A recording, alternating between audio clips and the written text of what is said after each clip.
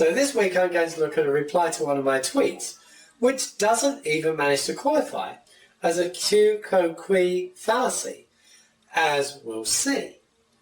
So what exactly do I mean by that sort of fallacy? Well, it's a you too type of fallacy. So you can see the end of my tweet just above his tweet. And what I was pointing out was about how some biblical scholars get sacked for even suggesting that something in the Bible is inerrant, and how that is not good scholarship.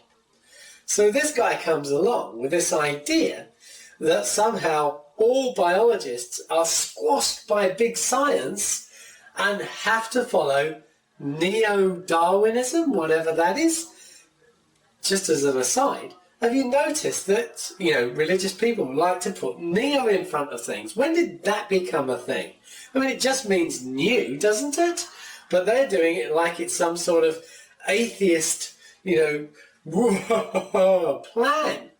They just stick neo in front of it and think that somehow that gives their, ridiculousness some sort of credibility. I mean, I don't get it. But anyway, that aside, why doesn't it even qualify as a you too type fallacy? Well, because it's simply untrue that biologists, or indeed any scientists, are put under pressure. They don't have to sign statements of faith saying that they believe in evolution in order to work in biology research.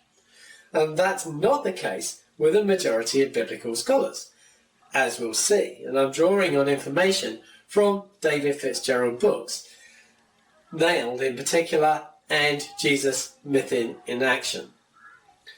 So we'll get on with that in a moment, but let's just look at another example of that type of fallacy that I came across a couple of years ago. So, a couple of years ago I was invited along to a panel debate to give my views on various religious topics, as an atheist obviously.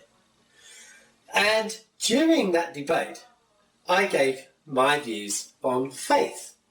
Now, I've done a video on that if you want to go and watch it.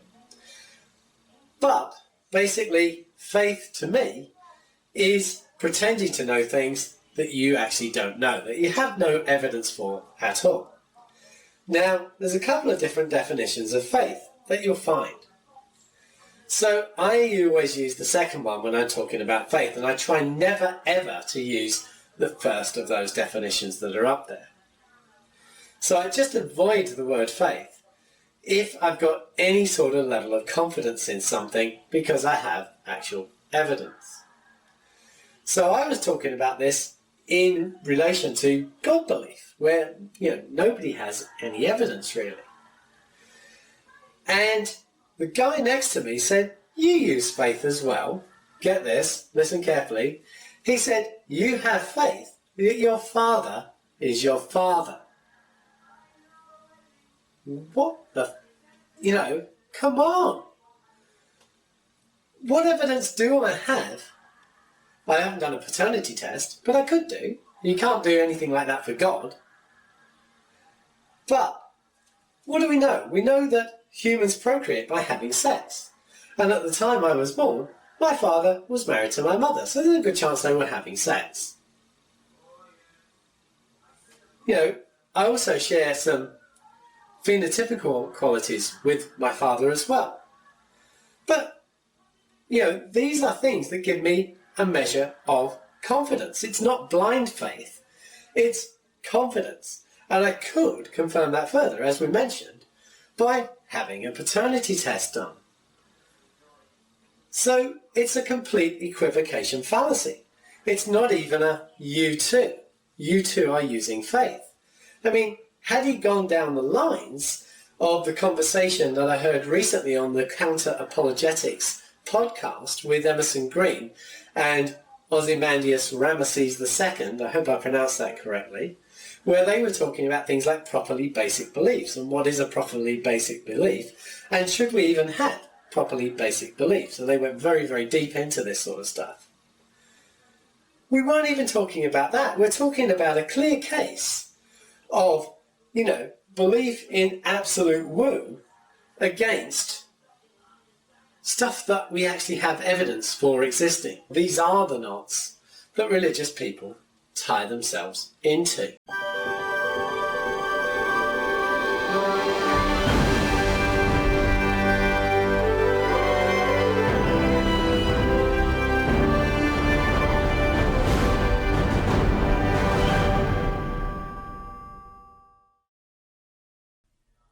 I recently read the book Nailed, 10 Christian Myths That Show Jesus Never Existed at All by David Fitzgerald.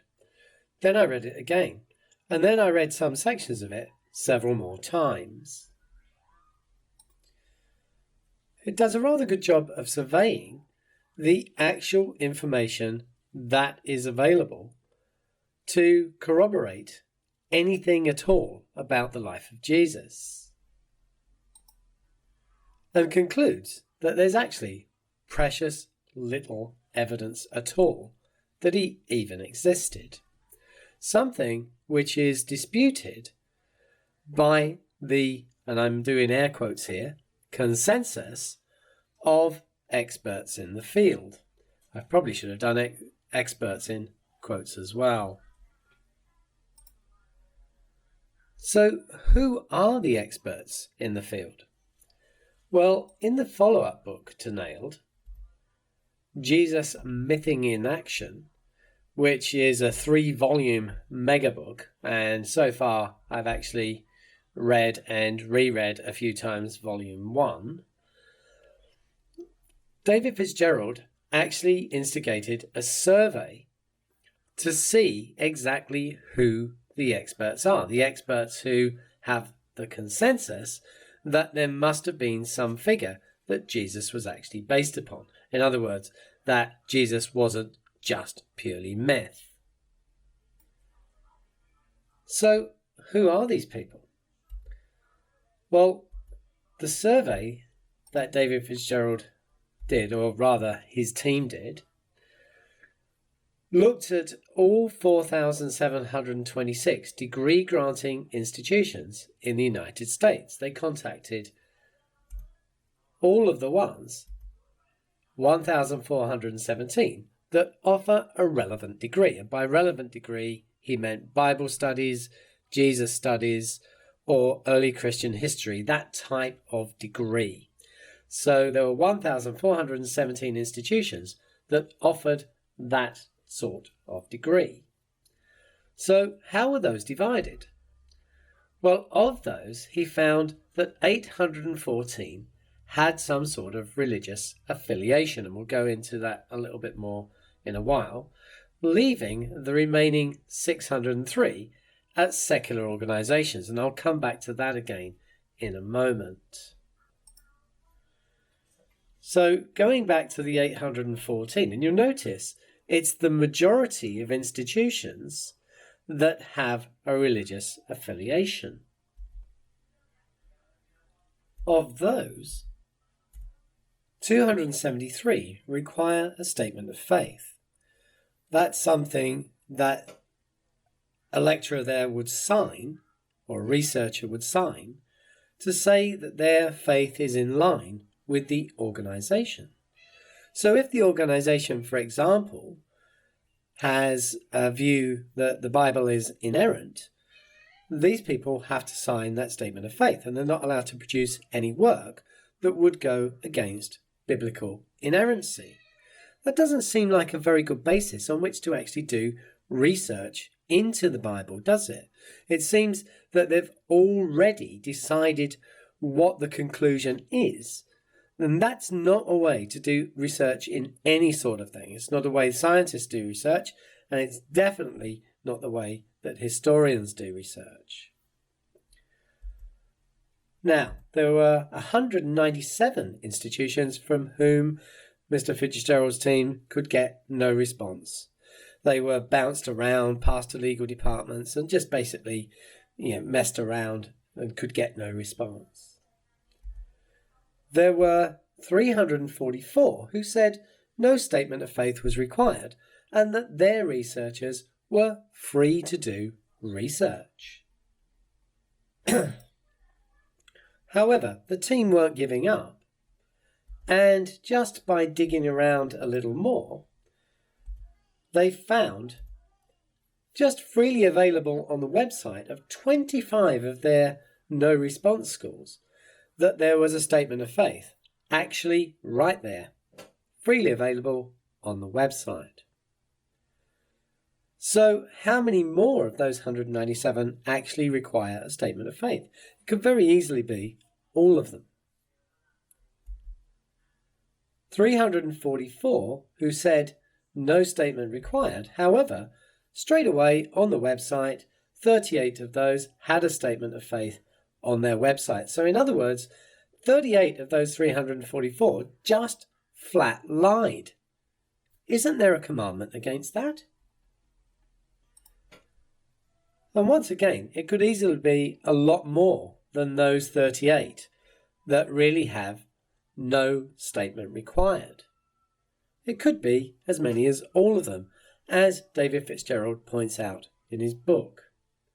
It's just that those 38 they could find with a cursory examination of the website. If we return up here to the 603 at secular organisations, how many of the researchers in biblical studies at those secular organisations are actually non-theologians? Probably the majority there are theologians, and very often, even at the secular organisations, they rely on donations, and those donations often come from religious sources. So the secular organisations are also not completely independent. So if the majority of people who work in this field come to a particular conclusion, how strongly should we hold to that conclusion when we know that these people are being forced to, or at least a large number of them are being forced to have a particular point of view? Now, in the book, David Fitzgerald then goes on to talk about the cases of several people who have in some way infringed their statement of faith and what's happened to them. A very well-known case that I knew about before I read the book is that of Mike Okona. So let's just talk about that for a moment. So Mike Okona is a biblical historian. It says American scholar here. And if we look at where he went to university, oh dear, Liberty University. I'm not sure that place should actually call itself a university. But anyway, he's a well-known professor in theology, and he was working at a particular institution when he said something that went against biblical inerrancy, and I'll come to that shortly. So I first came across Mike Okona when he was debating Matt Dillahunty on the resurrection. And trust me, from my perspective, Mike Okona is one seriously deluded dude. So he lost his job after questioning Matthew 27. So what exactly did he question here? So here's the offending verse, and I've produced it here. This is from the New International Version. Many Christians don't even know that this verse exists, and David Fitzgerald got accused of setting up a straw man when he actually talked about this verse. But you can look it up yourself. You can see it's Matthew 27:51. You can look it up in any version that you happen to have, and it says virtually the same thing.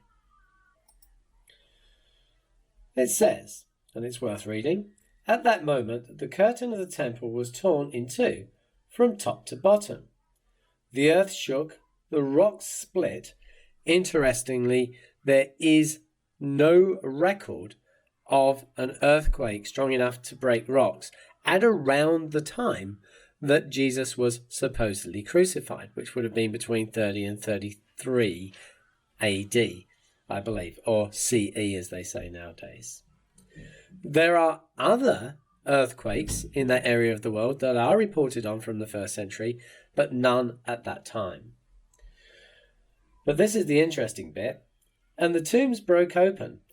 The bodies of many holy people who had died were raised to life." Let's just repeat that. the bodies of many holy people who had died were raised to life. They came out of the tombs after Jesus' resurrection and went into the holy city and appeared to many people. Have you absorbed that? Dead people got up out of their tombs, went into the city, and met with people.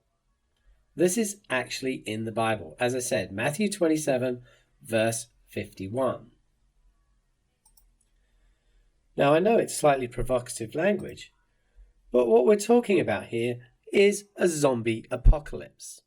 The Bible actually says there's a zombie apocalypse happened at the time of Jesus' resurrection. And yet, there's no source for this story other than the Gospel of Matthew. Matthew 27:51 is the only place this appears. It doesn't even appear in any of the other scriptures. Certainly not in any of the rest of the Bible. We have many of the works of Philo of Alexandria still existing today. He would have been interested in this sort of thing and apparently had family who lived in Judea, indeed in Jerusalem. He could have actually been there at the time. No comment whatsoever about the zombie apocalypse, or even just a couple of verses earlier, from noon until 3 in the afternoon, darkness came all over the land. Neither Philo or any of the astronomers at the time, and we have lots of their works detailing lots of stuff that happened in the first century, none of them commented on this at all. So, returning to Okona, what is it that he actually did that got him sacked from his job? He actually said that maybe this zombie apocalypse did not actually happen. Maybe it's not actually a historical event. That got him sacked from his job, remember. The fact that he said that a zombie apocalypse might not have happened. So, back to the original tweet that started this whole thing. The Tu Quoque fallacy, or something that doesn't even qualify as that. So the claim was that big science forces people to believe in evolution if they work in biology departments or whatever. And clearly that's not the case. You wouldn't have to go to too many universities to actually do that. Perhaps do your own survey if you want. Do you have to sign a statement of faith that says you believe in evolution if you're a biologist? I think we all know that that's completely crazy and not the case. In fact, evolution is falsifiable. This just comes from Wikipedia. There are a list of things here that could falsify evolution. Now, these are pushed at every day in experiments that scientists in this area do. What do you think would happen if some scientists actually falsified evolution? If they actually did an experiment, or a series of experiments, because it would need to be confirmed, that showed that evolution is not a valid theory? They wouldn't be sacked, that's for sure. They'd probably get very rich very quickly. Every single scientific journal would want to publish their work. Every university would want them to go and speak. As David Fitzgerald puts it in Mything in Action, they'd be rock stars. They really could write their own ticket. This is how science works. Science loves a paradigm shift. Science loves it when things are falsified. Now, in the case of evolution, if we falsified it, this wouldn't make creationism true. All that would mean is that we need a new theory. And currently, we don't have one because there is no alternative to evolution.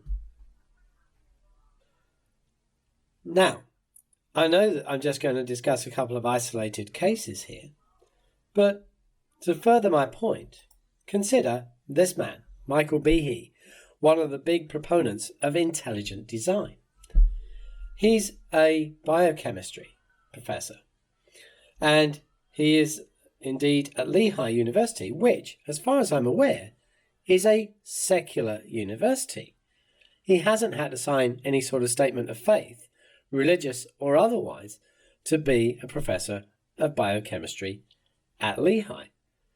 Now, this guy does not accept the theory of evolution, and yet he's working in biochemistry at a secular university. Is that just an isolated case? I don't know. I would have thought that most biochemists and people working in the biological field would have been persuaded by evolution just because the evidence for it is so strong. But, it takes all sorts to make a world, I guess. We contrast that with this man, who doesn't seem to be able to get a job as a professor anywhere doing what his expertise is, which is, things like early Christian history. I know that he's very interested in Roman technology and that sort of stuff, biblical studies. He's done it all. And if you ever watch any of his debates, I personally have never seen anybody actually get the better of him. They only seem to be able to go, nah, to any sort of points that he makes. He can't get a job doing his field of expertise at a university. And why not? Because he won't sign a statement of faith, because he doesn't actually believe in the Christian God or any other. So there we have it, Larry. It doesn't even qualify. What you were saying does not even qualify. These are completely different situations. What we have is a situation where in one field of study, people are not allowed to truly study because they are within confines and they are told what their conclusions must be. These people are not truly doing research. In research, you go where the evidence leads. You don't have a goal and told that you can only find evidence that leads you to that goal. This whole notion of big science that you have, and big science forcing people to believe evolution, is just not true. It's total projection. You know that that happens in the fields of study that you are interested in, the biblical studies, and you want it to be the case in science as well. But the reason that evolution is so strong and so widely believed by scientists is because there is so much evidence for it.